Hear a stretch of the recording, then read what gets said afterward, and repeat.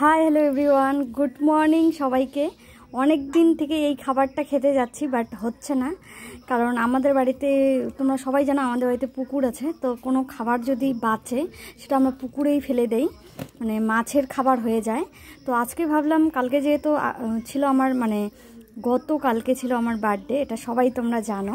তো এই যে এতটুকু ভাত মানে বেঁচে গেছে, তো এটাই ভাবলাম আজকে খাবো।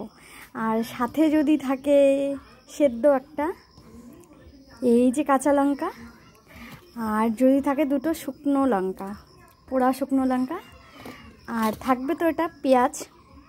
আর তারপরে আর একটা জিনিস যেটা সব থেকে এই খাবারটাকে স্বাদ আনবে, যেটা জল ভাতটাকে স্বাদ আনবে, সেটা হলো শুটকি মাছ। তাহলে কার কার খেতে ভালো লাগে? আমার কিন্তু অনেক দিন থেকে খাওয়ার ইচ্ছে ছিল, বাট হচ্ছিল না, হয় না আর কি। আর মেয়ে হবার পর থেকে এইগুলো খাবার, মানে অনেকেই বলে না খাওয়াই ভালো, বাসি খাবার খাওয়া যায় না বাচ্চা হবার পর। তো খাইনি, তো আজকে ভাবলাম খাবো। তো তার জন্য তোমাদের সঙ্গে শেয়ার করব। কার কার ভালো লাগে বলো। আমার তো খুব ভালো লাগে, মাঝে মাঝে খেতে ভালো লাগে আর কি। ভাতে তো লবণ দিতেই হবে। আর তার সাথে আরও একটা জিনিস,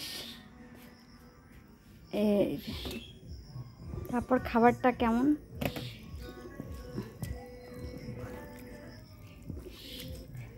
পান্তা ভাতের স্বাদই আলাদা।